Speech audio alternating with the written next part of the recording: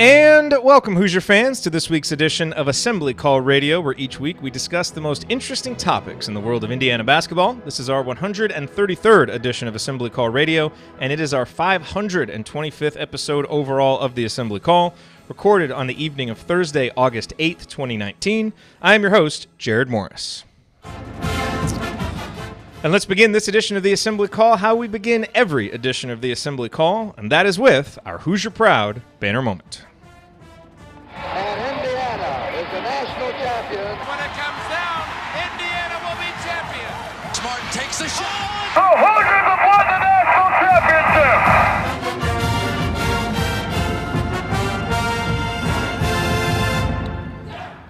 This week's banner moment occurred on Tuesday morning when word broke that Anthony Leal will be announcing his college decision on Friday evening. Now, depending on when you listen to this episode, the decision may have already been announced. Hopefully, it's good news for the Hoosiers. And while it's self-evident why Anthony choosing Indiana would be worthy of a banner moment, I mean, can you ever have enough high-character wings with good size from your own backyard whose best skill is shooting the basketball? I'm picking it as this week's banner moment regardless of whether he chooses Indiana or Stanford. Here's why. Because it will bring one of the trickiest recruitments of Archie Miller's short tenure to a close and will allow the coach and program to move forward in building the class of 2020. Why has it been tricky? Well, for all the reasons why any recruitment of a local kid whose family has deep ties to IU are tricky when the player isn't a 100% slam dunk offer right off the bat as a sophomore. And clearly that was the case here, at least from the only perspective that matters, which is the head coaches. Archie Miller wanted to take his time in assessing whether Anthony is the right fit for the program he's building, a level of patience and prudence that I endorse for the record. Ultimately, Archie decided yes and extended the offer, but some people, the Leal family included, I'm sure, were pining for the offer to come a little bit sooner. It was the most debated storyline of the 2020 recruiting class, and that discussion point will come to an end either way tomorrow night. More importantly, Archie will know what he's dealing with. Does he have a good catch-and-shoot wing and willing defender who projects as a 4-year player in the fold? Or does he need to ramp up efforts to find that shooting and effort elsewhere? Archie knows better than you or I do that Indiana has to improve its shooting to start winning more games. Hopefully, an important step toward improving that shooting comes Friday night in the form of a commitment, which, for the record, as I said on Podcast on the Brink, I do think that it will. But if not, at least Archie and his staff will be able to respond accordingly. The point here is the longer Leal's recruitment dragged on, the more difficult it was going to be. It was going to make things for Archie and Indiana as they game plan how to prioritize the other open scholarship offers for 2020. More clarity will come either way Friday night, and that will be a positive development for the program. The best kind of clarity, of course, would be Anthony joining his good friend Trey Galloway in Bloomington.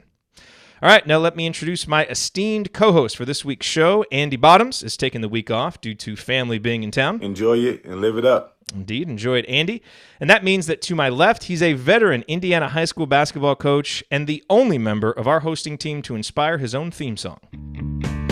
He remembers the days when a movie cost $1. Heaven help you if you ever decide to pop your collar.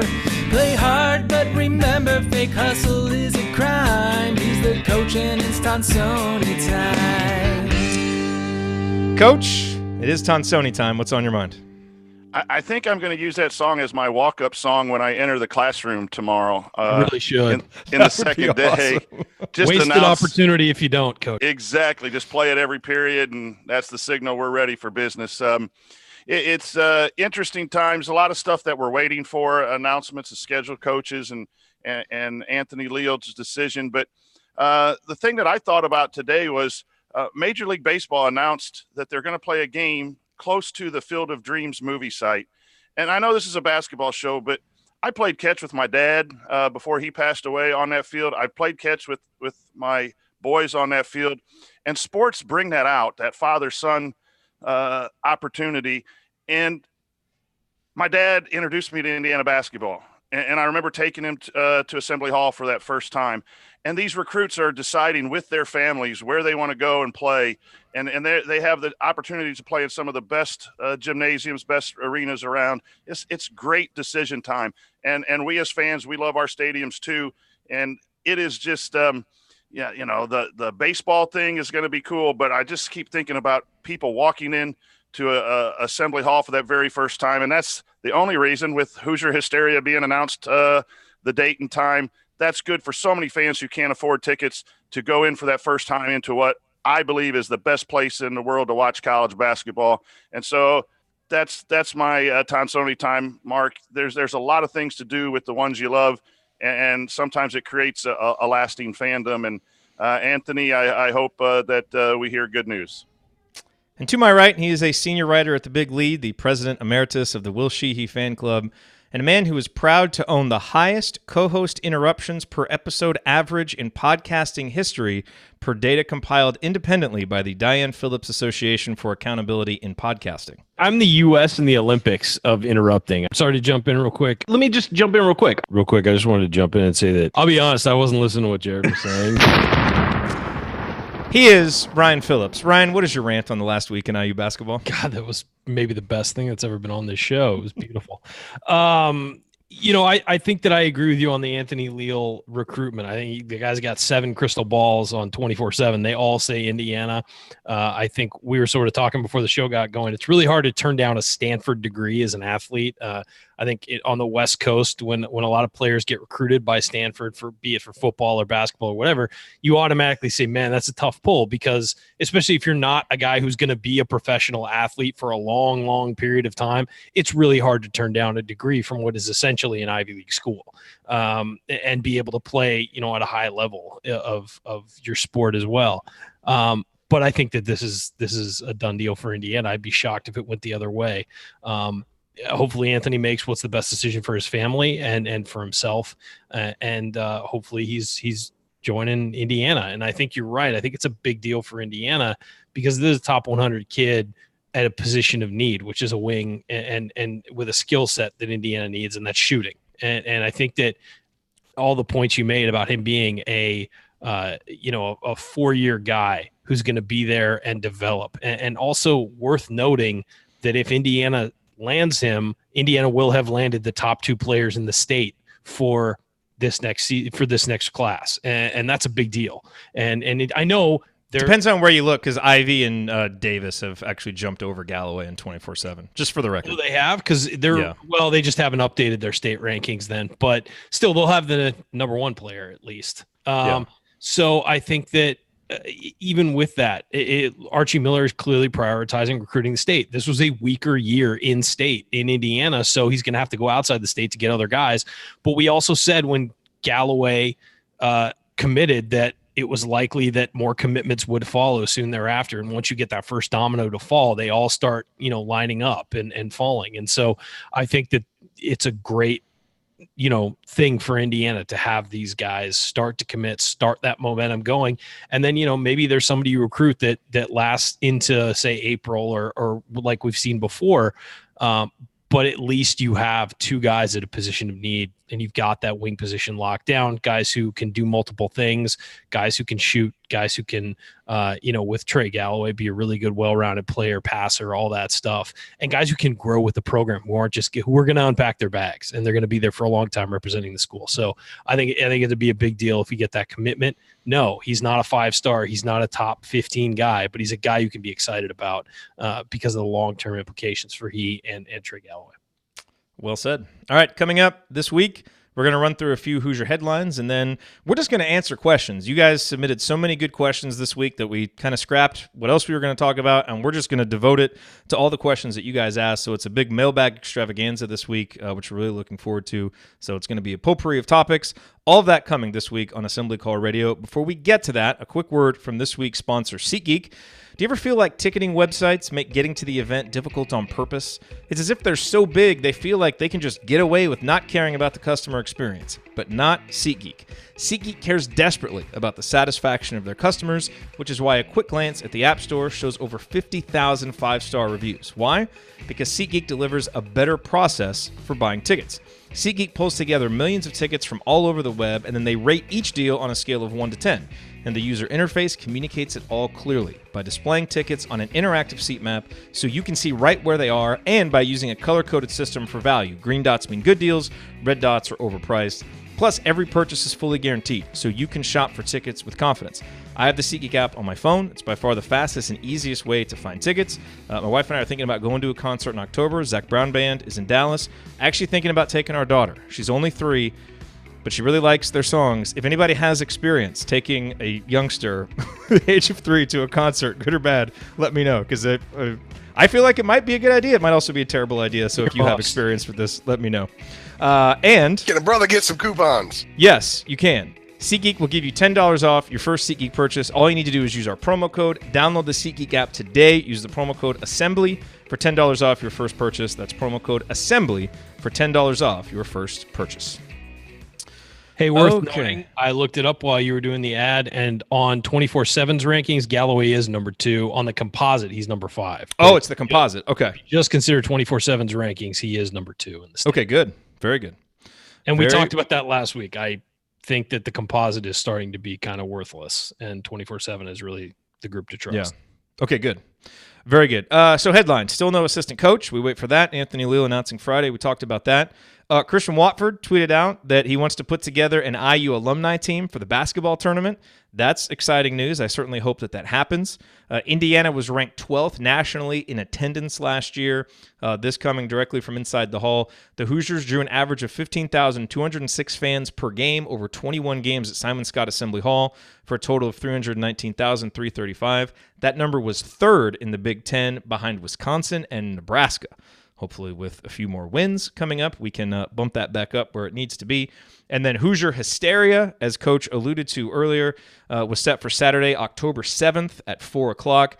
Coach, I thought it was great that you preempted all the sound drops of you hating on Hoosier Hysteria with some positive comments about it, because we all remember your words about Hoosier Hysteria from last year. I don't like Hoosier Hysteria. It's tomfoolery. I hate it. We all remember. So excellent use of tomfoolery in a sentence, Coach. I appreciate it. It really is. Complete sentence. It really is. So, Coach, what about those headlines jumps out to you among the ones we haven't discussed yet?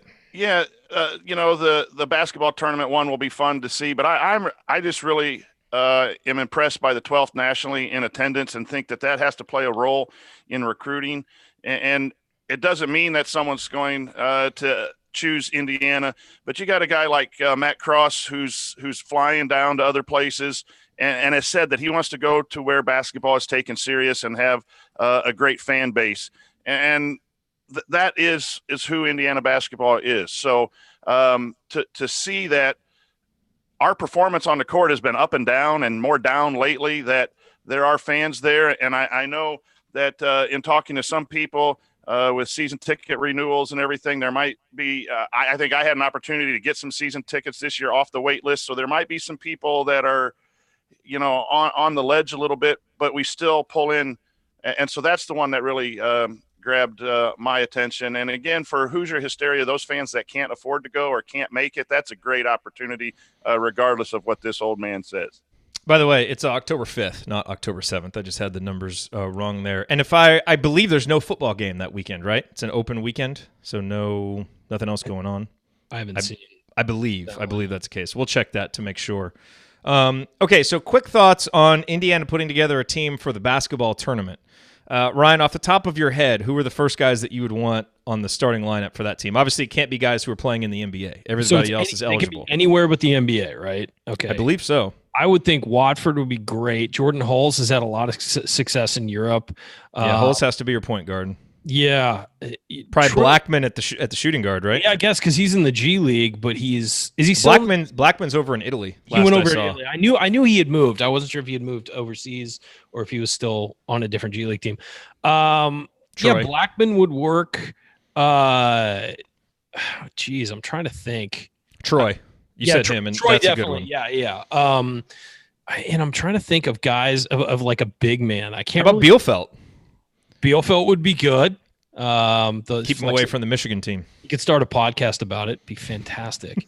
But no, yeah, Bielfeldt would work. I'm just trying to think of guys who are actively playing, but otherwise. But it's Marco Killingsworth keeps himself in great shape. You might be able to run him out there. Still playing? I don't know if he's still playing anywhere, but he could come off the bench and throw down some dunks where he gets like 3 feet off where he gets like 3 inches off the ground. It'd be great.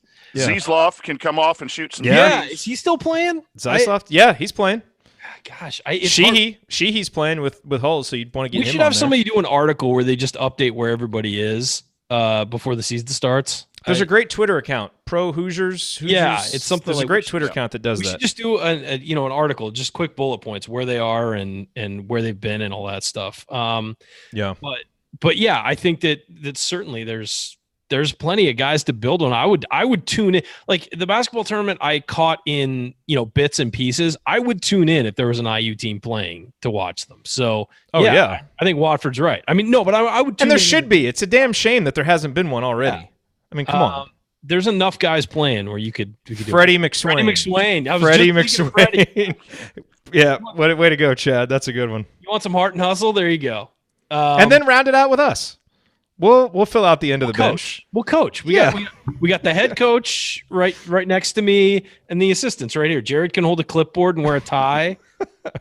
We'll do the coaches versus cancer. I'll give Gatorade and then interview the guys after the game. There you go. Yeah, we got it. Like it. That would work. This. But no, that would be fun. Like I would watch. I would tune in every time they played for that. It'd be a great nostalgia trip. Didn't they have one a few years ago with Halls and Watford were playing on the same team? That it wasn't the armored team. athlete team. Yeah, it was like a combined group. They had a few of them.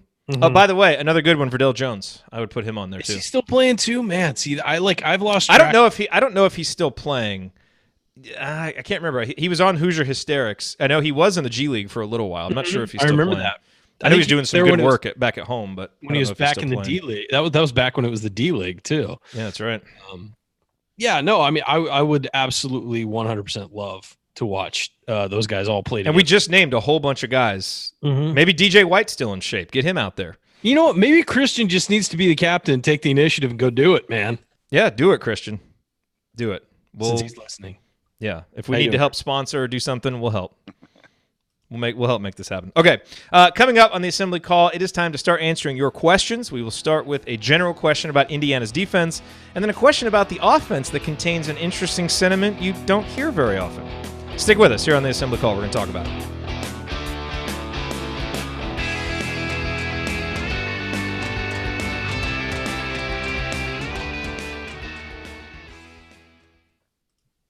Chad's right. He says Jerod pours a mean cup of water. Damn right I do. You're damn right I do. So I had a question. Hi, everybody watching live. It's great to see you all here. I know Matt Cross is one of the guys we're really into in this. Do we have any shot at Caleb Love? I don't think so. Yeah, I didn't think so either. Because I was Brian Snow in his report on Peegs. I think that's a premium thing, so I hate giving away the premium info because that's the only place that I've seen it. But that's okay. I don't know. Well, I think it seems like most people think now that North Carolina is involved that they're the clear leader there. So we'll see. I haven't heard that anywhere else. So how do you guys feel about, we get these big name stars or the bigger named recruits and they get us into the Final Five or Final Six? Does that help or hurt? Or from a fan's perspective, you think a lot of fans get frustrated when these guys, you get down to the last 3 or 4 and then we miss out and all of a sudden I'd rather be in the race than not. Yeah, you got to be in it. And I think it looks good. I do think some fans get frustrated, but those fans need to. Well, here's the thing: is it eventually gain a little perspective? We're getting the in-state. We've gotten a couple in-state big-time recruits now with Archie. I think it works the same way as it does with the in-state guys. As it does with the once one picks you, then you start to see that domino fall. And they came close with a couple guys on this last recruiting go around and. They just need one guy to say yes. But we need to actually be nationally relevant for a season. Yeah, exactly. But once you are winning, and once you do get that first one, then it starts to sort of come down the line. Our hopes How up. many spots do we have? You want Caleb Love, and you want RJ Davis, and you want Garcia, and then if they go somewhere else, but with 3 years not in a tournament and we're getting in the finals with these guys, I do think that has to be a sign that we're at least. It shows that Archie can build a relationship with a guy. Yeah. Now, everyone thinks that RJ Davis is going to is it Kansas? Did I heard that? Carolina's been talked about with him too, but they can't take all these guys. Yeah. So are you? Sure? I don't know. I don't even want to talk about those guys until they visit. Yeah. And the recruitment doesn't even really start until it's a visit. So it's Garcia's nice to be setting up his visits and it's like advertising. It's nice to be on as many of those graphics that get pumped out as you can be. But I'm not really going to worry about any of them until they visit. The problem is how much energy is the coaching staff spending on those guys versus the guys that they're in the mix for? So, but I mean, these guys all know who they can and can't get. I mean, they do. There are people they truly think they can get. And then there's guys who they know it's just they're stringing them along. The guys are going to take a visit to go to a game and all that. And this is why, and we'll get to this, this is why I think the Matt Cross recruitment is so important. Because Archie, by all accounts, has put the absolute full court press on him. Just loves the guy.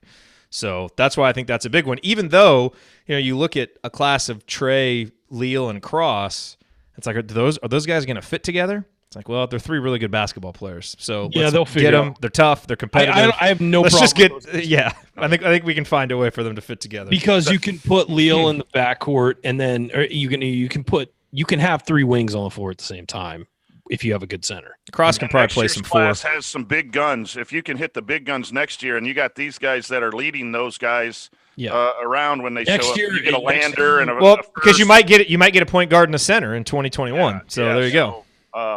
And I just think Archie's trying to reboot the image in his name with some guys that play basketball and get after it, and that has to happen before the winning happens. I think that's what he's thinking, and so those three I think are his type of guys. Trey Kaufman love each other the Archie way. Trey Kaufman's a guy they got to get next year. I mean Lander obviously, but they need a center. Well, Trey Kaufman's not a center. He's not. No. I mean, Love is a center. He's a post, not a. You're right. He's more of a face-up guy, though. Yeah, but he's a guy who can get it done. I mean, he's good. I mean, we definitely need to get him. He's probably still growing too. Honestly, yeah. He's a legit. I mean, from what I've watched, he's a legit 6'8" to. Yeah, and he is skilled. Yeah, like he's got some. I remember the first time I heard about him.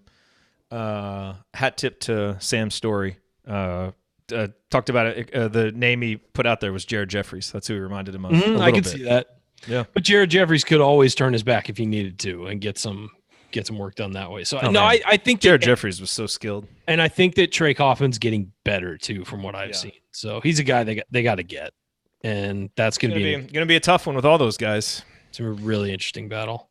Yeah, well, we'll talk about that because we've got a question about Musket recruits. So we'll rehash a little bit of that. Okay, so I'm thinking we'll probably only get to these two questions because each one of these we can probably talk about for 5 or 6 minutes. These are good ones.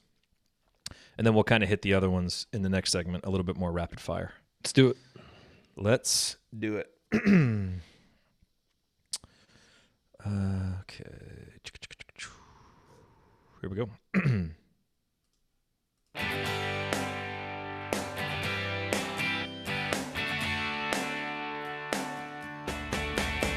This is Verdell Jones. What's better than an epic buzzer beater? The full court dribble and a perfectly placed pass to set it all up. And of course celebrating with Hoosier Nation afterwards. So join Jerod, Andy, Ryan, and Coach on the assembly call after every IU basketball game. Go Hoosiers. Thank you, Verdell. Welcome back to the Assembly Call. You can find all of our content at our website, assemblycall.com. And if you ever want to participate in the live chats that go on during our live broadcasts or watch the replays of our live broadcasts, check out our YouTube channel, youtube.com/assemblycall. I am Jerod Morris here with Ryan Phillips and the coach Brian Tonsoni. You know, Ryan, every time I hear those drops from Christian Watford and Verdell Jones and they talk about celebrating it with friends afterwards, I'm always reminded of the fact that I celebrated that by myself on the post-game show. You absolutely did. The biggest moment during the time we've had this show, and I was there by myself. Well, and one of the other big moments, you know, I know that it wasn't a great season and everything. One of the biggest, what would have been one of the best shows to have would have been right after this year's Michigan State game, because it was, you know, the young guys really stepped up and won the game and all that. And it was an overtime game against Michigan State, who was unbelievable this year. And we were at the game. Yeah, I know. But Chad and Josh did a really good job with that. They did. So it's just funny that somehow a lot of these big moments, like when we lost to Syracuse in that year, we'd been number one all year. I wasn't even on the show. I was on the show for like 5 minutes. Depressing call in. Yeah. I hate thinking about that. Okay, let's get to some questions here. Again, so many good questions that we just kind of scrapped what we were going to talk about, and we're going all questions. First question comes from our buddy Rick Dickman. And by the way, most of these questions came from the Assembly Call community, which you can learn more about at assemblycall.com/community. We'll be ramping things up in there as the season gets closer. But Rick says, so Coach Miller uses the packline defense. Can you explain the advantages of Indiana using it instead of other defenses? What type of personnel works best with the packline? Are there variations in its use? And this is a good question. As we talked about with Jordan Sperber on Podcast on the Brink a few weeks ago, which is an episode I really recommend people go back and listen to. Coach, all defenses, there's no perfect defense. You're trying to take something away, but by doing that, you're going to leave yourself open to something else. And so you have to prioritize based on your personnel and based on the kind of team that you want to be and who you're playing, what it is you're going to try and take away and where you're okay being a little bit more vulnerable. So let's kind of break that down from a pack line perspective. What are the goals of the pack line? And then, to Rick's questions, what personnel do you need to make it work best? Well, the defense evolved when the dribble became prominent in the college game. And the traditional defense is deny the wing or deny the ball back to the point, not letting the ball move, which prevents good motion offense from their weak side screening action, and forcing the ball baseline and having your center help on baseline drifts. That's the way, a lot of us grew up and played man-to-man. But then all of a sudden, when you're trying to take away those passes, people were putting the ball on the ground and getting into the lane and forcing really bad rotations, mostly baseline. And so a few coaches started thinking about what can we do to counteract this new wave of offense. And that was to put the pack line puts people in an automatic help and puts the ball into that help. And so you're really trying to eliminate dribble penetration by getting into help and not being on your man or what used to be on the line, up the line, denial defense. And so the reason that a coach like Archie is using it, he doesn't want that ball getting in the lane, because the ball gets in the lane, it kicks opposite for a three, or it gets driven baseline. And so that's the reason, because a lot of teams were trying to do that. And the athletes got better and the ball handling got better. And so that's the reaction. That's why some teams play zone to stop that and force the outside shot. You give up a little bit more from the outside if you help and stunt and commit too much and don't get back to a shooter, or if you don't have really good on-ball defenders. So when you go to that second type of that, what personnel, I think it's the same answer for all defenses. You got to have good athletes who want to guard and know the scheme and be in the right position. So defense is heart and mind, regardless of what type of defense you're playing. But you really need on-ball so that you don't get beat, and you need smart people to know when to help and when to get back, when to stunt and when not to get back. But I think that's for every defense. So, I've never run it as a coach until I joined Western, and we started running it a little bit. And I really liked it because it really forced lower percentage shots, and especially in high school, they're really a lot lower than college. And you got to adjust to shooters and do some things that take advantage of the weakness of the pack line. Ryan, anything that you want to add there? Yeah, really what the pack line is trying to do is force everything back to the middle and instead of forcing it to the wings. And the reason why is because the more to the middle you go, the more help you have. And so it can make up for being less athletic. It can make up. That was the original purpose of it when Dick Bennett ran it at Wisconsin Green Bay, was he didn't have a super athletic team. They would run into Wisconsin or Marquette or whoever in their, out of conference schedule and realize, oh man, these guys are just running circles around us. So if we can perfect a defense that makes up for that, that's a big deal. And so what he did was there's certain rules, and Coach was talking about it. You want to push things out to the wing. You want to, if a guy's dribbling, you want to give him the baseline and force him and try and pin him down. In the pack line, you stop him going the baseline. You want to force him back to the middle. And the reason why is because the rest of the team is there to help you. You have to be really disciplined. You have to be really smart, and you have to be willing to help. And those are the things. It takes sometimes a transition to get into the pack line, because there are certain aspects of it that do not line up with what you've been told your entire life with just regular help man defense. So I think that's why it's like when guys run a motion offense their entire life and then fit into, for example, at Virginia, the blocker mover, whatever you want to call it. Your favorite offense. It takes you a while to adjust to it. And so that's why you see they don't have a lot of freshmen out there running a ton of plays in that offense, because it takes a while and you have to be really smart and you have to know it backwards and forwards. And That's why when they get veteran play, they have a lot of really good veteran players because those guys understand what they're doing both on offense and on defense because they run two systems that don't line up with what other people run. And so I think that as with any defense, if you run it right, it's fine. It's the question of running it right, getting the people who are disciplined enough to run it right and not try and freelance and do their own thing. You have to all be on the same page defensively, whether you're running a 2-3 zone like Syracuse, whether you're running straight up man-to-man, whether you're running a high ball pressure, you're running a press, whatever it is, you have to all be on the same page. And it's not something where you can just be individualistic and do your own thing. And so I think that is the struggle with the pack line that some teams do have, is getting everybody on the same page, especially when you're a team like IU that's been playing a lot of younger guys the last few years. It's a lot of younger guys who don't have experience in that offense. So I think that's partly why there's been some struggles defensively. I think they've gotten better, but the third year is when you're supposed to make a jump with anything like that, whether it's the blocker mover offense or the pack line. Once you've had guys in for a while and they understand their responsibilities and stuff, that's when you start to get better and take that next step.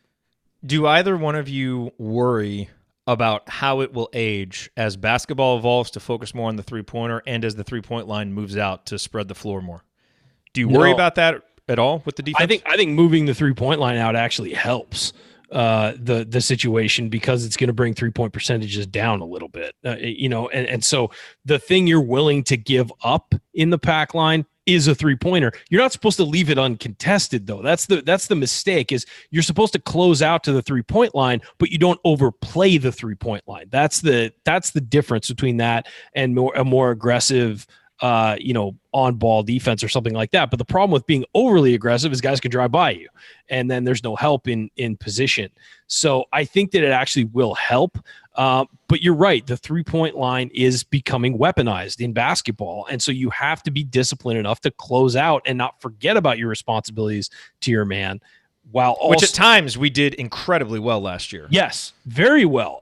But the thing is that it has to be second nature, not something you're thinking about constantly. Like, got to remember him. And then you miss your help assignment. So it's really about making it so the system is second nature and your instincts are to do the right thing in the system, not to do what has come natural to you for a long time in basketball. Coach? And a lot of players play too hard. They want to do multiple things instead of taking care of their assignment. So, if we had a whiteboard, we could show it. But when you stunt and get that ball stopped and get back, you don't give up the three. But if you overcommit and go double team, or the guy gets beat off if you don't guard, we call it guard your yard. You've got to push a guy sideways, not let him get downhill. If you let a guy get downhill, then you force rotation, even in the pack line. And until you get used to that and doing it right, and knowing your assignments, and again, Ryan's word of instinct is true. You've got to build that muscle memory where you're doing it right and being able to get back so you don't force a long closeout and give a guy a wide open three. But moving that back will help a little bit until everyone gets better at shooting from back there. But again, it's still a long percentage shot as opposed to, the goal is you're thinking a layup versus a three-pointer. You want to give up the three-pointer, not the layup. And that's the general view. Now, of course, it's more complicated. It's more complicated than that, and times are changing. So it is an interesting sort of dynamic going on in basketball right now. And Ryan, what you're really trying to do, and what we try to get our opponents to do, is take contested twos. We love contested twos. We love the pull-up contested two. And if we force you off the three-point line and then can help without letting you get to the rim, that's really good defense, because that's been shown not to be as high percentage as the three-pointer, even in high school and college is getting to be a big weapon. And at the rim, that in-between game with a hand in your face is something that I look for when I watch games, if you're forcing teams to do that. Yeah, just to be clear, the pack line is not designed to give up open three-pointers. I looked at the slide deck of Tony Bennett's pack line. It's about closing out tough, running people off the three-point line. So it's going to happen at times, but that's not the goal of the defense, which is how people sometimes phrase it. And it's that's not really how it's supposed to go. In any defense, guys get lost and they'll get an open three-pointer. The key is to minimize the amount of times that happens and that's the goal of any defense. It has nothing to do with the pack lines. I do remember last year they'd be playing really good defense, really good defense, really good defense, and then somebody will get loose for a 3, and all of IU Twitter would be like, "Oh, the pack line's leaving guys wide open." It's like, did you see the other 12 possessions in a row where they were right up on the 3-point? Like, when everything goes bad, you can't just be like, "Oh, it's the defense." No. It's guys missing assignments, which happens. It's natural. That's going to happen. It's minimizing the amount of bad plays. Any defense needs cohesion. It needs a culture of buy-in. It needs a coach who understands the defense, really believes in it, can teach it. Like, it doesn't matter what defense you're playing. You got to have all those things. And that's the thing is that people always say that offensively you need chemistry. Defensively you need just as much, if not more, chemistry. Mm-hmm. And here's an example of not wanting. It's not designed to give up open threes. When we ran ours, we didn't leave the corner. So if a guy was on the wing and drove between the corner offensive man towards the block, we told our guys don't leave because we thought in high school that's a really good 3 from the baseline. So we stayed on the 3 and tried to force that contested 2 by bringing a big up and then rotating back to help the big that he left. And we stayed on a 3-point shooter. So the pack line is not, hey, just cut off people driving and kick and then shoot 3s. We want teams to shoot 3s. No, we want to stop the best threats. And you can make adjustments within a game if you got good 3-point shooters, and we chart where the shooters are too. So, you don't have to leave a 3-point shooter either. Look at how Indiana guarded Carson Edwards and Ryan Klein at home last year. I mean, they hounded those guys. If we could have just scored 50 damn points in the game, we would have won it. Ryan Klein had been shooting off his back foot, falling away from 30 feet and making shots. Like, why do we keep bringing up all these bad memories this show? You we gotta started stop. I know. Okay, let's move on now to this question from Paul. He says, this is about the offense. People complain about the offense that IU put on the court last year, but I thought the offense looked good. In contrast, I thought the offense run by the national champions, Virginia, was slow, tedious, and predictable, something Ryan will certainly agree with, although they did adjust some last year. They did some different things. But back to Paul's question, it's amazing how many flaws a made shot will cover. Ding, ding, ding. Paul hits on something really important there. And I think this is important, guys, as we head into this season. Look, we've all criticized the offense and, a lack of imagination and maybe a little, some predictability, all of those things. But, man, there were a lot of times where the offense produced a good shot and the shot just didn't go in. And, basketball is not as simple as you make shots, you win, you miss shots, you lose. But, man, that does sum things up, pretty well sometimes. And that was a big problem for Indiana last year. And again, it's about getting guys the shots in rhythm that they want and all of those things that have to go together. But I liked Paul's question because it hits on something that is not just the same simplistic view we've been hearing. Oh, the offense stunk. Outside of Romeo and Juwan, we had nothing. This was terrible. I actually thought, Coach, that we saw pieces of a good offense if you have a competent point guard, which we had when Rob was healthy, and if you have guys who can make shots, which, we did against Michigan State, for example, and that's why you win a game like that. So, I think that's an important thing to remember as we head towards this season. It's got to get better in certain ways, no question about it, but it's not as bad, I think, sometimes as people have made it out to be. Yeah, when you're not winning and sometimes the points aren't as much as you look at the scheme as the problem. And really it was some of the experience. There were times when Rob wasn't as aggressive as he could have been. I don't think the transition game got to where Coach Miller wanted it all year long. And that's some way we've talked all the time on assessing the offense to get things. And then we had a show a while where you pulled some synergy stats and mentioned it about the number of wide open shots. We just didn't hit them. And so, but shooting cures a lot of ills that, and you get down to the shot clock and there's 2 seconds and the guy hits a 27-footer, that's 3 points. And everyone thinks it's great offense. It's really non-effective offense where a guy covered for it with a shot. So, you got to develop that. And I think the offense is being run at IU is good enough to win. It may not be the most efficient or the highest scoring, but I think it's good enough to win given the right players and the development and keeping them on the court. Yeah, and that's not to say that Archie doesn't have room to evolve as an offensive coach. As our bar goes from just making the NCAA tournament to, getting further than that, he does. But he's still a young coach who's going to evolve and going to grow. And, so I just think, again, I think that's important perspective as we head into the season, Ryan. Yeah, I think that – so he mentioned the Virginia's offense. And you're right. I came on here the year before when they lost. They were the first one to lose to a 16. I said that system can't win in the NCAA tournament. It's not designed to win an NCAA tournament. That offseason, they went off and they changed the system. So there was a lot more one-on-one, a lot more ball screening and all of that stuff.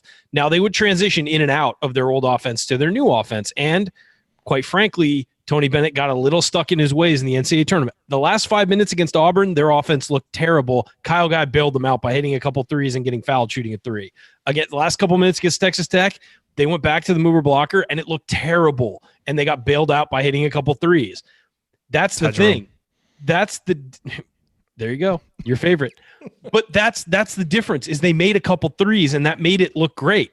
But the offense was stagnant. Man, those were tough threes Kyle Guy hit too, all tournament long. Of course. Jeez. And because he was a legit, fantastic three-point shooter. It's why he went to the NBA after the year. Those guys made shots. And so you're not remembering the fact that offense looked like a train wreck the last few minutes of both of those games that could have eliminated them from the tournament because you're remembering that they hoisted a national championship. And so I think that any offense, again, like a defense, there's two things that are really important. It's one, making the shots that you get that are open. And two, it's everybody being on the same page. Every offense is designed to work in a vacuum, but everybody has to execute and you have to counter and read the defense, counter what the defense is doing, all of that stuff. And then you got to make your shots. I mean, Tom Crean used to say it, and it would drive us all nuts that he would say, look, you got to make shots to win. You do. That's I mean, you got to make at least one and then not let the other team score. But as long as you're going to give up points, you have to make shots if you want to win. And it doesn't matter if they're from 2 feet away or 25 feet away. At some point, you got to make shots. And that is how you're a champion. There you go. Thanks, Tom. Hope you're well. But it is true, though. I mean, to an extent, you've got to make the open shots you get. It doesn't matter what offense you're playing in. Now, yeah, sometimes the offense wasn't producing open shots, and that's a problem that needs to develop. But there were plenty of open shots per game that IU had that they missed last year. And it's, again, a problem. You got to hit those shots. You get a wide open three-pointer. If you're a college player right now, particularly a guard, you need to be able to hit that, 6 times out of 10. You got to be able to hit a wide open three-pointer. You do. And IU was very far below that level last year. Yeah. No question about it. And look, I think Archie has to prove that he can utilize the three-point line more consistently. I think he did it better at Dayton than some people seem to remember. And he hasn't had the personnel here at Indiana to do it. But, you look at a coach like Matt Painter, who wasn't necessarily known as the most adaptable coach early in his career. And what's he known for now? Now that he's 15 years in at Purdue, every year they're doing something a little bit different. He's adapting to his personnel. He's grown as a coach. So that's the thing. If a guy, coach, and we can end with this, if a coach has the kind of mentality and, some of the parts and pieces that you're looking for in a guy, you sometimes have to be a little bit patient and let him grow as well. And so I think that's kind of the point of both of these segments is, there are things to build on with both the defense and the offense here. Now, it needs to get better, yes, but all the injuries, all the losing clouded a lot of opinions last year and probably made things look a little bit worse than it was. Just like when you're winning big, it probably, things look a little bit better than they are. And so I think it's important to remember as we move forward. And I think if you've seen things that you like from Archie Miller through these first couple of years, that is okay. And he's still a young coach who I think has a lot of potential to keep growing. Yeah, and you constantly want to tweak what you're doing, but nothing's more frustrating as a coach when you design offense and you get good shots and you miss. And then you go into press conference and you take it all on yourself. You don't ever blame the players, at least at our level, you don't. But there's certain, if I could tape series in our coaching meetings in our film analysis, it's like, we can't do anything more than we can to get that guy a shot. And we've got to hit shots. And that's a whole different level. When you're talking college, 6 out of 10, when you're wide open, should be the mark in a game, not just in practice. And so, if that's not occurring, is it the scheme or is it just the fact that the players aren't, and ultimately it's a coach, because then you got to make the adjustment. What are we doing in the off season? What are we doing in practice to make it, go back to that muscle memory? We might have to adjust as coaches. And how much do we need to pay Tim Buckley to come back for a week? if you're a good coach, you think you can fix everything, and you should think you can fix everything. And one of the great pieces of advice that I had is every year at the end of the year, ask yourself, the previous coach just got fired. You're coming into a new situation. What are you going to do to change the previous regime? And so every year you do an inventory of what did we do? What did we do well? What did we not do well? And somehow Archie's got to find a coach or a system or drills or whatever to simulate game type shooting and make that better, because I thought they did get good shots. So yeah, every coach does that. And they just struggle with open shots not being made. Contestant shots, you understand. But it's got to get better. And I'm sure the staff is working on it, and it's just got to. Sometimes you work on it and you fail, and then you got to find another job. But, that's just coaching. Well, think about this. If it's frustrating to us as fans, imagine how frustrating it is to the coaches when they're working their tails off all the time to get. Are you suggesting they're able to diagnose this stuff as well as we are? Is that what you're saying? Well, they know their team as well as we do. I mean, not as well as me, but maybe the rest of you guys. It's okay. That's a good note to end on. All right, coming up in our third segment, we're going to continue answering your questions, including one about who the must-get recruits are still left on the board, which players we think are going to average 8 or more points this season, and more. Stick with us here on the Assembly Call. That's next.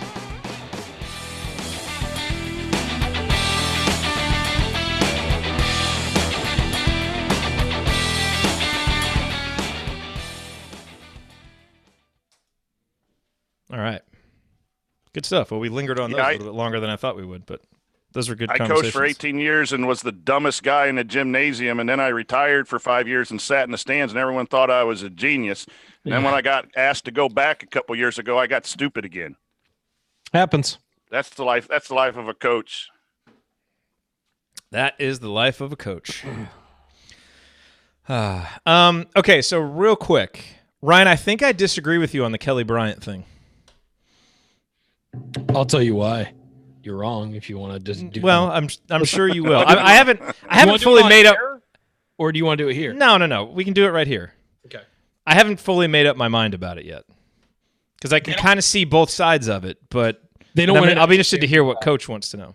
They don't win a national championship without him. He deserves a ring. Yeah, but he left. He left because he had to leave to preserve his eligibility for the next year. Okay, but I heard that Swinney said that he could stay on the roster and not play. Swinney said that publicly, but privately, we don't know that's what the discussion was. They had a emotional discussion, and at the end of that week, Bryant was visiting others. But he still left to preserve his own self-interest. He left the team. Yes, he in the middle of the season, because if he hadn't done that, he was a senior. If he had been on the team, and let's say Trevor Lawrence gets injured, which he later did, and Swinney says, get in the game, what's he going to say in front of all of his teammates? No. And then if he goes into that game, he loses all his eligibility for the rest of his career. He's done. But he earns a championship ring. I mean, to me, that's kind of part of the decision that you're making. He's wind up playing in the NFL, which is his ultimate goal. Yeah, I mean, you have to make sacrifices. Here's the thing. I think make choices. No, I think anybody who played on that team and helped. Look at the coaches laughing his butt off here. I think anybody that played on that team deserves a ring, just the same way as it is in the NBA. Or same way. Because here's my problem with it, and here's where it gets bad. Okay. Is because the boosters who pay Dabo Swinney's salary are all getting championship rings, and they're not on the damn team. That's where I draw my line. Is if those guys are getting rings, the guys who sit there and are 400 pounds and pay all the money and pretend that they're football players, if they get championship rings, then the dude who quarterbacked your team for 4 games and went into Texas A&M and won, he deserves one too. I don't care if he's on the team or not. That kid means more to the program or meant more to the program for the 4 years he was on campus than those boosters do. I'm sorry. If it's but if you really want to go that far, do they? Because those boosters are helping make Clemson what it is with all the facilities and surely the money that they're paying to get recruits. I don't know that that's the best argument. I'm talking about the team, not Clemson, the school. I understand your argument. Like, he played in those games. He played for 4 games, so he was part of the team. It's not like he didn't do anything. It's not like and also everybody talked about how in spring practice and over the summer he worked his tail off with Trevor Lawrence to make him a better quarterback, to make it so Trevor Lawrence could get into those games. and get better. And he was fully willing to give up snaps to Trevor Lawrence during those first 4 games where Trevor Lawrence came in, shined, and then went on to take the starting job. I'm sorry. I think it's petty from to not give him one. If a kid thinks he should and he contributed to the team, he should get a national championship ring. He was part of the team. He was as much part of the team as, I mean, look, the guys, how about this? The guys who got suspended for PEDs and didn't play in the national championship game, do they get rings too? They didn't play in the national championship game. That's interesting. I mean, I could see not giving it to him if they got suspended and couldn't play in the game. They got him. Dexter Lawrence got one. I mean, you know, Coach, what do you think about it? Well, it's hard. You got to refresh my memory. He played in 4 games, right? Played in 4 games. First 4 games, and then we including made the quarterback A&M change. Here, And let me he was afraid to play in the 5th game. Yes, the NCAA, so he went. He was a senior, and he had started for a couple of years and taken them to a national championship game before. Or it took him to the playoff the year before. The NCAA changed this rule and said if you play in more than 4 games, you lose your eligibility for that year. And so if he did not transfer, if he did not sit out the rest of the year, it would have counted as a year, and he would have been graduated, and his eligibility would have been exhausted. Yeah. So Clemson's decided not to give him a ring. Yes. Yes. He started 4 games. Yeah, Major League Baseball, if you play for 1 week, I think I might go to a vote, but a lot of times they give those guys, or a guy gets traded at the deadline but was on the team for 4 months and then gets traded for a better player, they find a way to give a ring. See, I think it should go to a team players. vote, or the captains on the team should decide, not the coach. And I guarantee you they'd give it to him. But if he played in 4 games and they won 4 games, that's the determining factor for me. If he you know, now the one thing we don't know. Texas A&M and won. I mean, that's a big deal, and they probably don't win that game with a freshman at quarterback. You know, and then here's the thing I would ask Clemson and the coaches: is it worth this kind of conversation, that kind of publicity? It seems petty. Give the kid a ring. He can wear it. He can do whatever he wants with it. He was a big part of your program for a long period of time, but now you got people questioning that, and you think I'm going to recruit the heck out of that. Yeah. Okay, but so why is he doing it? I'm going to say, look, this is what they do to their players. Is it to deter people from doing that in the future? I think it's a chilling effect on transfers. 1, 2. He even said when they were interviewing him at the time, they said, "Well, what if he opts to transfer because of the new rule?" He's like, "I'd be really upset if he opted to transfer. We need him around here." And he's like, "Well, what if he can't play or whatever, to preserve his eligibility?" He said, "Well, it's about the team first." It's like, no, this kid has a very precious thing. It's 1 more year of eligibility. And because of the way the transfer rules are in the NCAA, had he been there anymore and had he gone in for a single play, and by the way, Trevor Lawrence did get injured later in the season against Pittsburgh, and they almost lost because they had to bring in a guy who probably shouldn't have been the backup.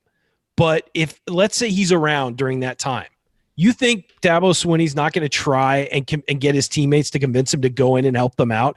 Then he loses his eligibility. He doesn't have an extra year. He can't start anywhere. And then he's back to the bench and not playing.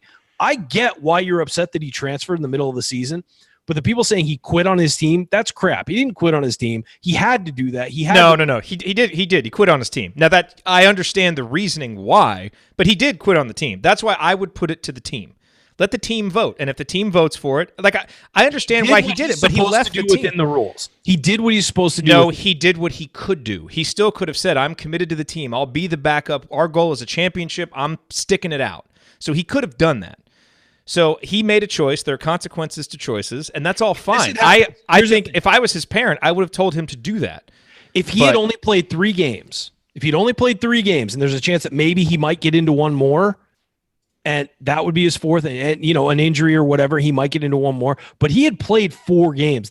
He was at the limit. And by the way, if you're on the team and that quarterback gets injured, the chances that you're going into the game, regardless of whether or not you've said I'm not playing the rest of the year, are extremely high. He would have been in that game against Pittsburgh. Yeah, that's all fine. I'm just I'm not again. I would take it. I would just take it to the team vote. I just don't know why it's the coach making that decision. That's the problem. And to me, that's the problem. And I'll agree with you on that. The problem is Swinney going out in public being like, well, he wasn't on the team. He doesn't deserve it. Well, Dexter Lawrence got suspended and didn't get to play in the national title game. So what about him, coach? He wasn't on the team when he won the national title. He made a decision to hurt his team by going out and getting suspended. Yes. I do understand from a coaching standpoint, you don't like guys quitting on your team. You're talking about team all year long and doing that. So I can get that. Sometimes you got to take one on the chin as a coach. What's and the just say, downside? You know what? I don't like this. I don't like that he quit on his team, but he did play. He did play 4 games. Like what's the downside? There's no downside to just being like, hey, Kelly Bryant, you were on the team. You know, you were a big part of our program for 4 years. Here you go, kid. There's no downside to that. None whatsoever. No. And that's I do agree. That doesn't necessarily make it the right decision, but it is, you know, I agree with that reasoning. I just look at it as it's so petty and stupid, and it's such a stupid place to draw the line, and it's such a stupid place to go public and discuss it. Like, you know, I don't know that it's petty and stupid. I think it's actually I think it's a good debate. I think there are really good arguments on both sides. I just think the good compromise would be let the team decide, because the team's going to know. Like if they all kind of agree with his decision and are like, hey, you know, what he did with us for these 4 games, he deserves one, let him have one, because that takes the ulterior motive the coach might have out of it. That just seems like it would have been a better solution. Here's an interesting take against to support Jerod a little bit, though. Dabo, could they have made that decision at the beginning of the year and let the kid transfer out at the beginning of the year, or did Dabo use him for 4 games to protect the winning, and then when he felt good enough, then he discarded that kid too a little bit after he played for 3 years? The kid was, you know, I get play the best player. You got to play the best player.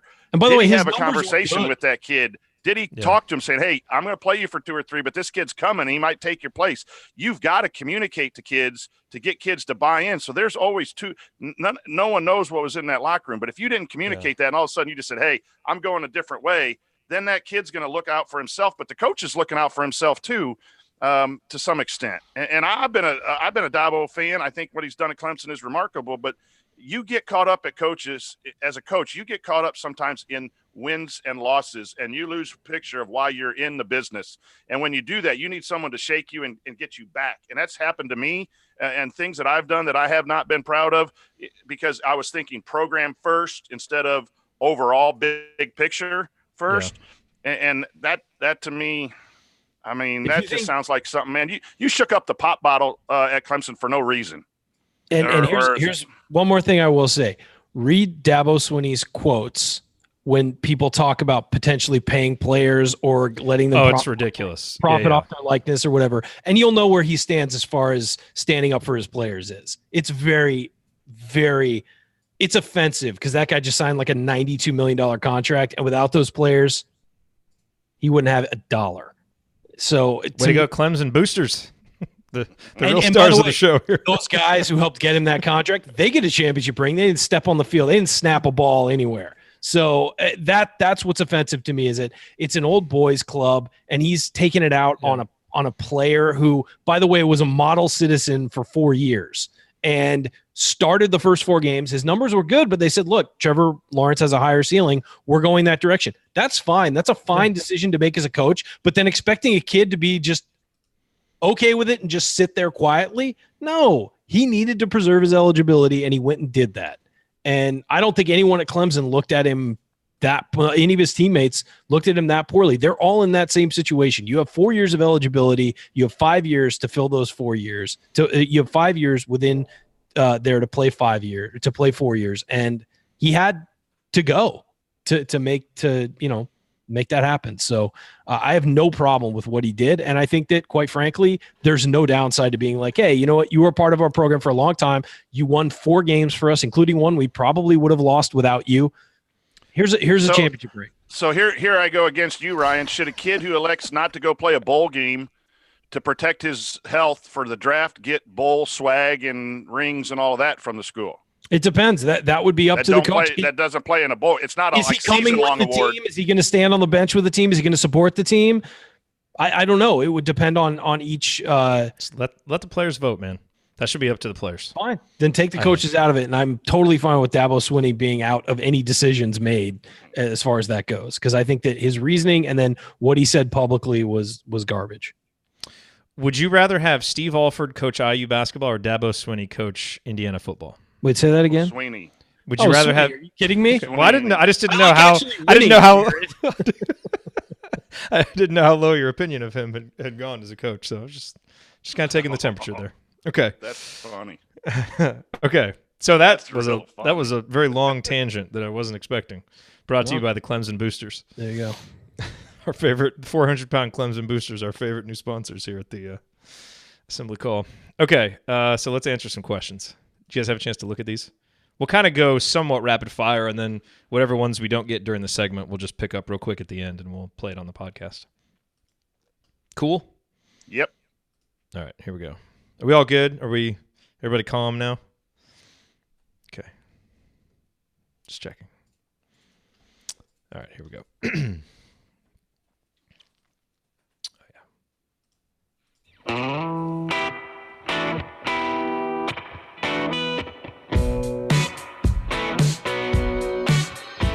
This is Ethan Happ, and I never listen to the Assembly Call, especially the episodes that Ryan is on.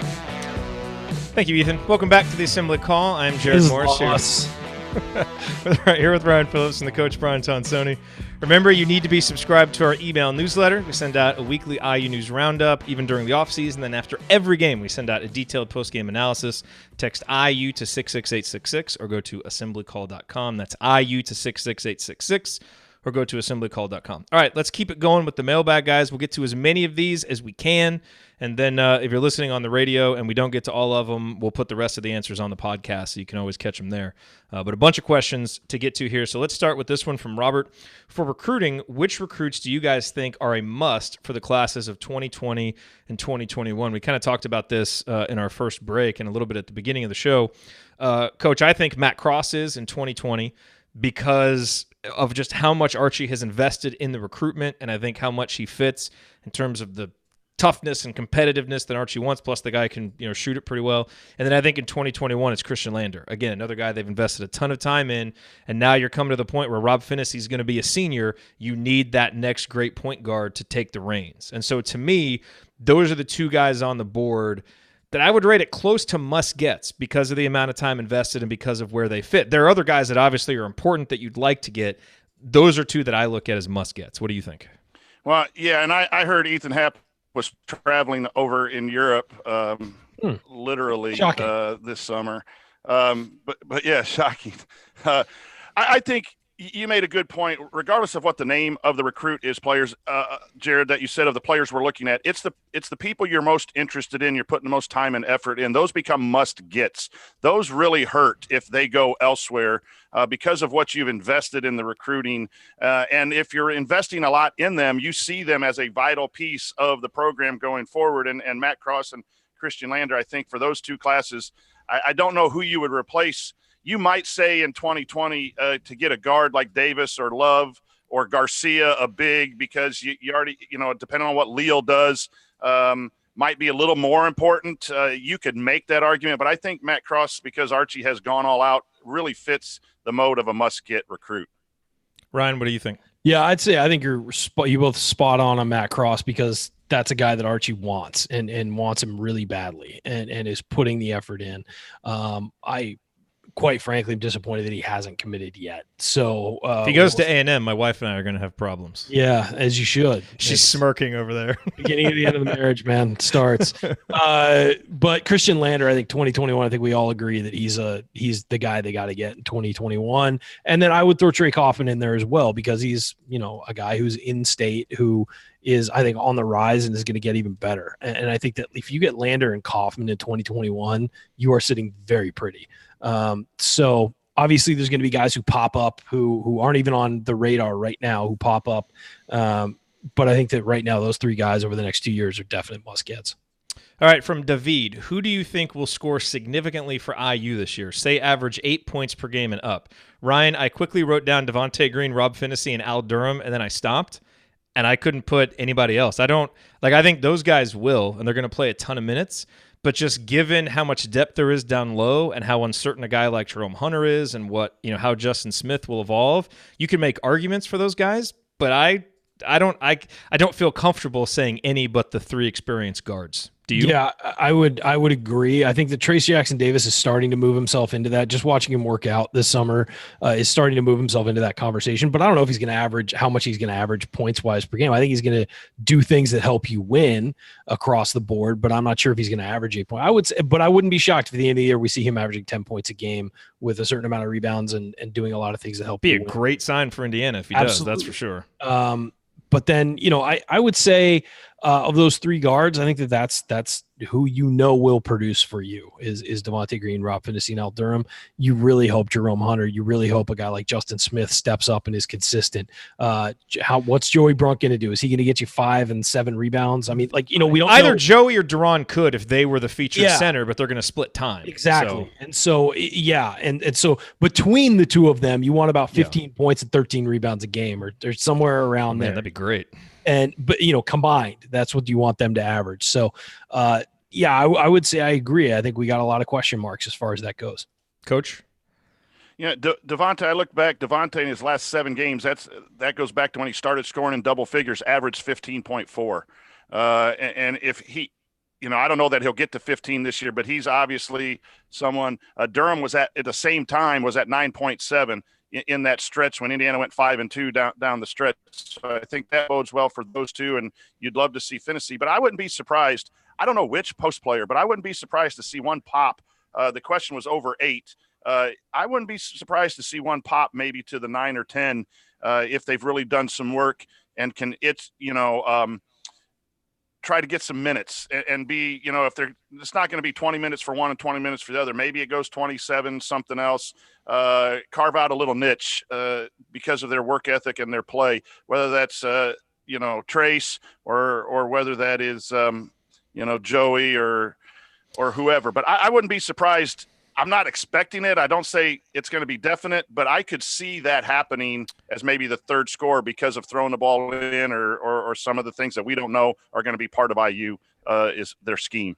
Okay, if you had to bet on a fourth guy being 8 points or more, who would you bet on? If I had to bet on somebody, I'd bet on Justin just because he's a junior and, hopefully he kind of matures and plays harder, more consistently. He's got, I think, the clearest path to more consistent minutes. And we've seen it from him, but I don't feel comfortable about it. But that's who I'd bet on. Who would you bet on if you had Trace? Trace. Yeah. That's who I would say just from a pure talent. But wasn't Justin around there at 7.8 or something like that? I don't have the stats right in front of me, but if he could just play Michigan State every game, it'd be 20 plus. Okay, next question. This is from Mike. Ryan, we'll go to you. What is your thought on the impact of Race? We saw a very small glimpse last season, but it looked encouraging on what he could contribute. Quickly. If he's healthy, I think he's going to be a huge contributor. There's just a big question mark there. He's a guy who I loved coming out of high school. I thought his redshirt year was a great thing for him. Obviously, he enrolled a year early. And then last year, I think that we saw some things we liked, and in the preseason videos, and then in Hoosier Hysteria, and then we just didn't get to see him till pretty much it felt like until the season was over, and he wasn't in game shape. And but at times he's a guy who can be a game changer because of his size, his strength, his ability to just go after the ball. And the problem last year was his offense was completely out of whack because he was completely out of rhythm because of the concussion, and he hadn't been playing. So I don't beat Wisconsin without him. I really hope that guy is having a great summer. And because in high school, you watch his film, he can shoot, he can score, he is comfortable inside, he can step outside, he can handle the ball a little. I mean, he does all of these things that you need to win in the Big Ten. And when I did his scouting report, when he signed, I said that that's a guy who looks like he could build to being an all Big Ten player by the time he's out of there. I thought he was a lot like Juwan Morgan, actually. Just with his versatility and his size and all of that. So I would love to say that I am 100% confident that guy's going to be a banger for this team and is going to be awesome. But we need to see it. And so it's hard to really predict that right now. There's a lot with his team. It's hard to predict because we need to see it. And, but I think that the talent is certainly there. Okay, we've got a wrap here, but we will pick up the rest of the questions on the podcast after we close this out. So listen on the podcast or go to the YouTube video if you're listening on the radio and want to hear the rest of the questions. That's going to do it on this week's episode of the Assembly Call. If you want to see us do the show live, join us at assemblycall.com on Thursday nights for the live broadcast of our Assembly Call radio recording. And you can always subscribe to our podcast by searching for Assembly Call wherever you listen to podcasts. And don't forget to go to assemblycall.com or text IU to 66866 to join our free email newsletter. Thank you for listening. We will talk to you again next Thursday night. Until then, take it from me, Christian Wofford. Keep your elbows in and your eyes on the rim. Go Hoosiers.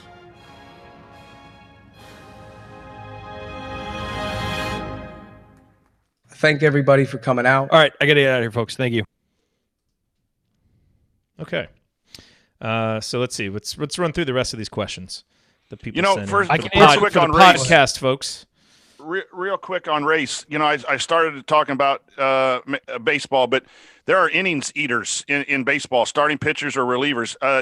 Race may not get the stats, but he might be able to get some minutes that are really quality, whether it's defense or just, foul trouble or whatever. It's going to be nice to have that kind of body. And if he gets to 4, 5, 6 points a game or even whatever and pops, that'll be the big surprise. But he is going to be a minutes eater at times when it's needed, and then push the people in practice to make the other kids better if he is behind or on the second unit. That's a great point. I can answer one more question, then I got to go to get dinner because the girlfriend's staring daggers at me.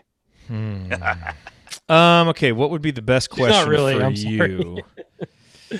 Okay, so this is from JDM. Who's the IU player that you irrationally love the most? Ooh, man. That's tough. And he hashtagged it with AJ Moye. That's a good one. Is that irrational love though? AJ Moye was very lovable. Well, here's the thing: is that the first name that came to mind was DJ White, but that's not irrational. He was an All Big Ten guy. I know that's why it's kind of hard to. Yeah, it's a hard question to answer. How about Adam Allfeld? I loved Adam Allfeld. I always wanted that guy. Look, we used to give standing ovations when that guy would get off the bench. Like that was. Yeah, I think I have a hard time with this question because we love all the players. They're IU players, so it's hard for me to justify who do I irrationally love. I guess maybe you love them more than their contributions warranted. Here's a good one, Verdell Jones.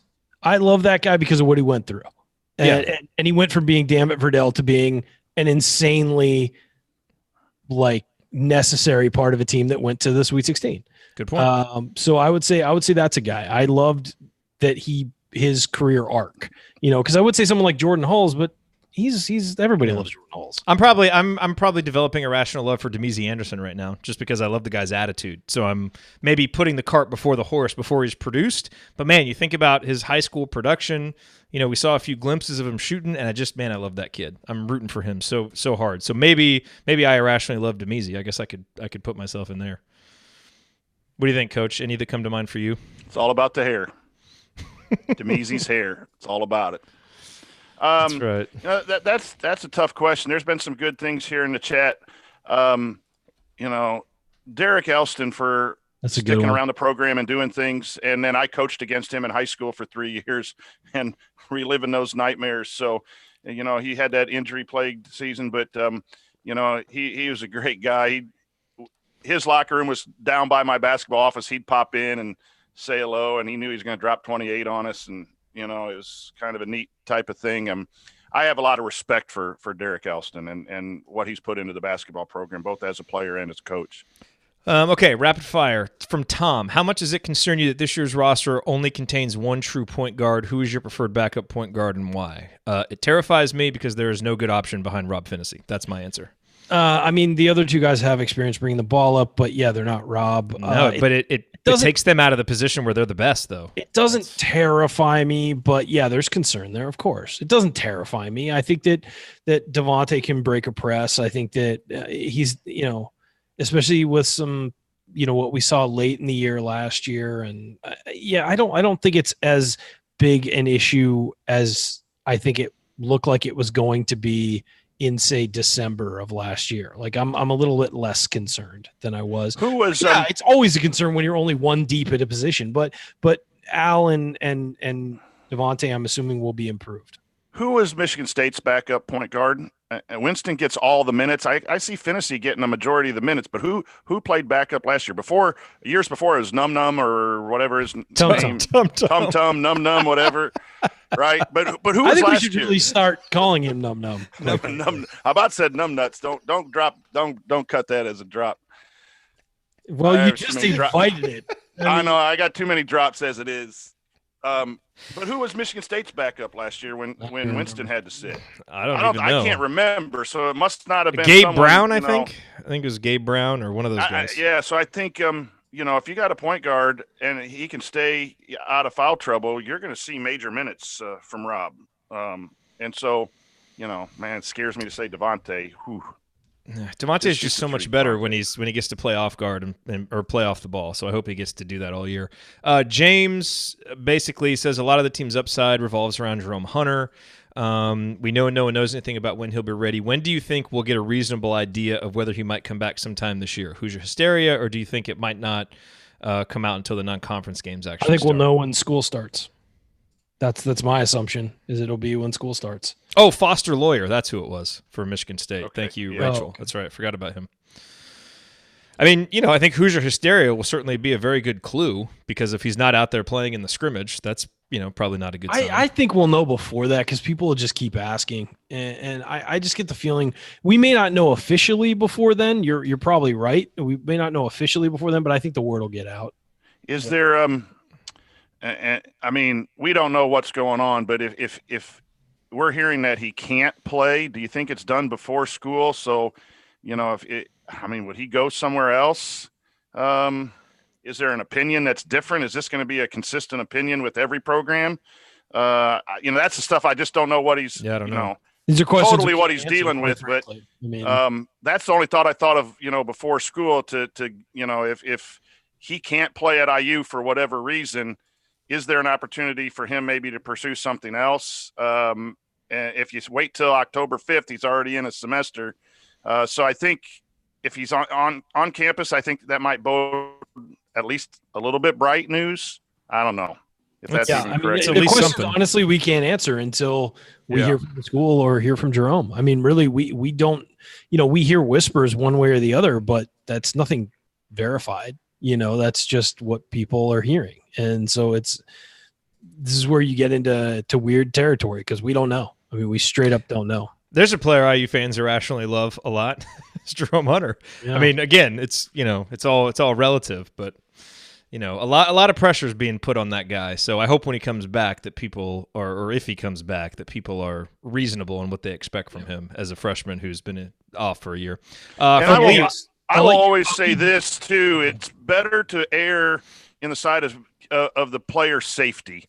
I really want Jerome to play for his basketball ability, but if there is a health concern, then I'd rather him be healthy and not play. And that's hard, because we look at it as wins and losses. But for this to linger as long as it is, it's going to be really interesting to see what goes forward. But just wishing that the young man some peace and getting better.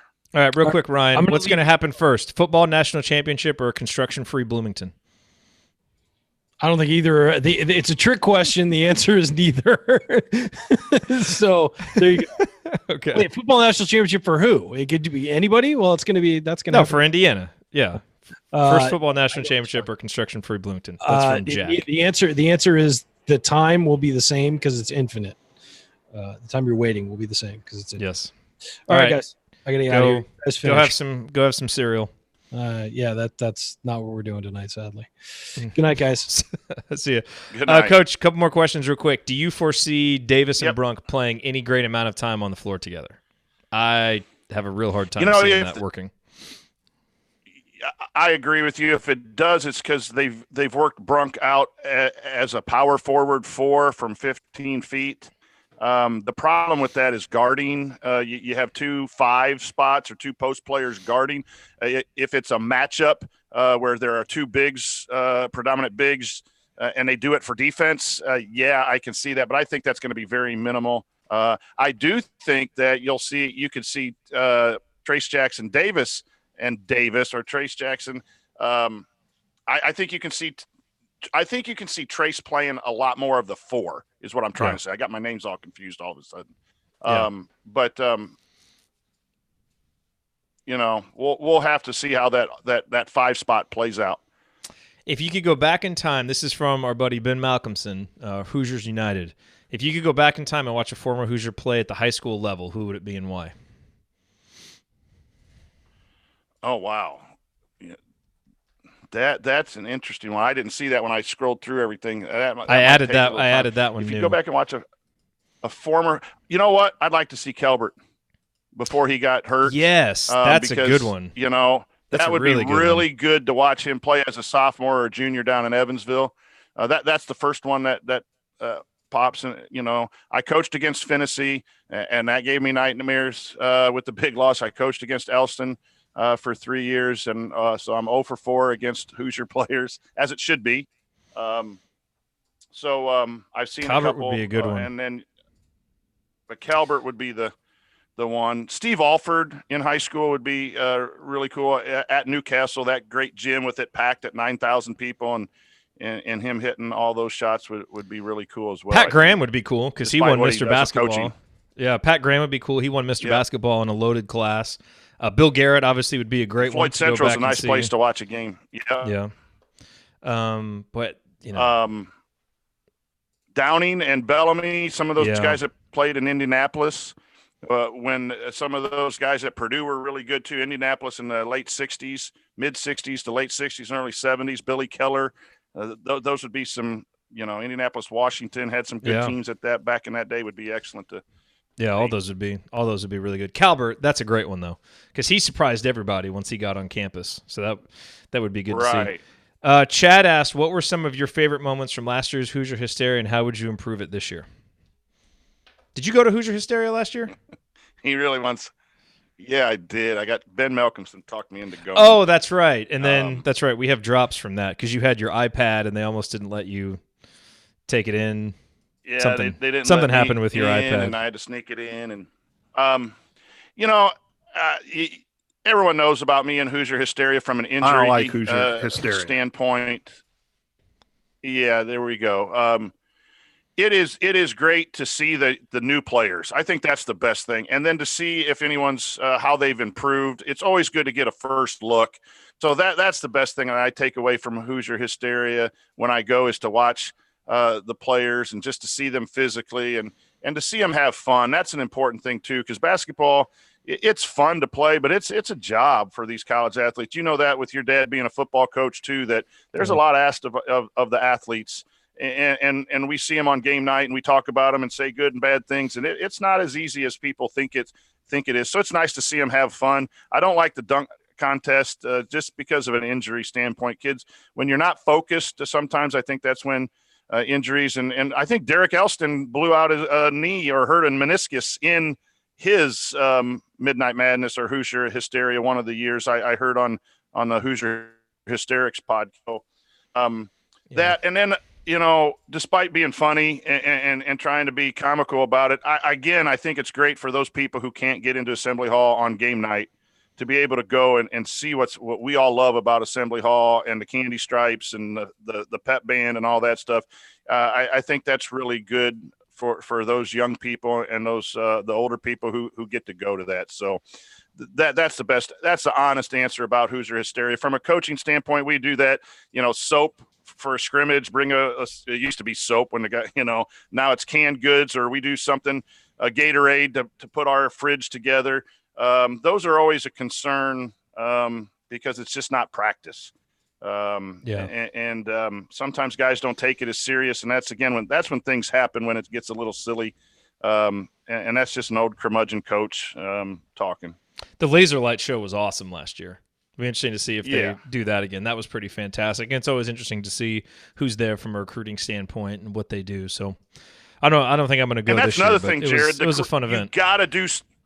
You got to do stuff like that for the recruits. The recruits don't want to hear a guy talking about practice all the time, right? But they want to see some of that pomp and circumstance and have the jerseys and the alternate jerseys and the flashy rooms and all that. And in this day and age, you got to win the arms race. And Hoosier Hysteria is part of the arms race to show off what we have. So, in all honesty, those are my thoughts, Chad. I hope that answers your question. Last question from Jim: is the motion offense still part of the game, or has the game completely evolved it away? That's what Beard was running at Texas Tech, wasn't it? Wasn't he running some motion concepts? I think that's a great point right there. The concepts are still around. I'm hoping that everything comes full circle. In the 60s and 70s, it was all offense, and then night comes around, then it's lockdown defense, and everyone loves the 52 to 48 games. And then it started going back to offense again. And when Bo Ryan, slowed the thing down, people didn't like it. And now you're having Virginia and Texas Tech who play defense. Everything goes around. I'd love to see motion come back. I have never understood, Jerod, why a 30-second shot clock or 35-second shot clock had to change motion. That's good basketball. Anytime you screen, though, it does mess up spacing, and the game now is space and get your athletes to move and create advantages and long coverages. And sometimes screening congests stuff, so it might not come back all the way. But part of the reason – but here's what I would say about that. Part of the reason is because people don't know how to screen and work off screens anymore. So if you're not going to get a benefit from it, then all you're doing is clogging up spacing. If people actually use screens and if players screen well, it can still work. And see, that point is correct, and it bothers me when I hear coaches saying that because now screening is mostly ball screen. Yeah, right. That's what they talk about. Their screening game needs to be tight as the ball screen. But here's why. And I've talked to college coaches, and because of the shot clock, they're choosing not to teach screening and cutting as much because it's transition offense for the first part of the shot clock. It's some movement for 10 or 12 seconds in the middle, and then it's isolation ball screen at the end of a shot clock. And when you have 30 seconds, so I've had coaches tell me, why should we spend all that time investing in motion concepts and teaching the game? And it's hard to teach for 12 seconds of offense per possession. And that's if they take the full 30 possession. I argue with them. I'm like, well, when you got great athletes and you have great motion, now you're unstoppable instead of just expecting the athlete to go jump over someone or beat someone off the dribble. So that's what scares me about motion might be gone. And here's the other thing too. Motion coaches, I'm a big pro coach, so don't take this the wrong way to the listeners, but sometimes coaches don't want to work hard. Teaching motion is hard work. And if you got a guy who could just say, here's the ball, catch it on the wing and go up and dunk it, you don't have to work as hard, right? So it becomes a recruiting game. You got the Jimmies and the Joes, and they can just outplay everyone. You don't need to have a great scheme necessarily. And I'm not trying to badmouth, but you said Texas Tech. I think Purdue runs some elements of motion. They slip screens all the time for harms. Right there frustrates me too. So there are pockets of it. But yeah, it's either continuity or it's just this dribble drive stuff. And, I would love to see it come back. But I think the shot clock since 1987, 85, 86, whenever the shot clock came in, motion, people were trying to find another way to win in a shot clock era other than motion. Yeah. All right. Well, awesome questions from everybody. Thanks for sending all those in. There's no way we were going to get to all of them if we tried to do our normal show outline. So I'm glad we did that, and we'll get on. I guess the rest of these shows now, off-season, we got to do some player breakdowns. I've still got an outline ready to go with some numbers that I pulled from Synergy on stuff that we did well offensively last year that's pretty interesting. So, man, we get through those episodes, it's going to be time for the season to start. It's going to be here soon. So anyway, thanks to everybody who's been with us all off-season. We appreciate your attention, and hopefully tomorrow night, Friday night, we get more good news, and we got 2 players in the class of 2020. 2 weeks ago, we were all lamenting that we had no one. Now maybe we'll have a couple of good, solid building blocks ready to roll, which would be a nice way to approach the rest of the summer, I would say. So, when's the schedule coming out? Here next couple of weeks, you think? Usually late August? At least the yeah. I think last year it came out August 27th or something like that. Okay. So, yeah, hopefully it comes out soon. Well, I mean, it should be soon. So, yeah, sooner rather than later. All right, everybody. Thanks for being here. All right, good night, everyone. Talk to you guys next week. Thanks, Coach. Yep. Practice.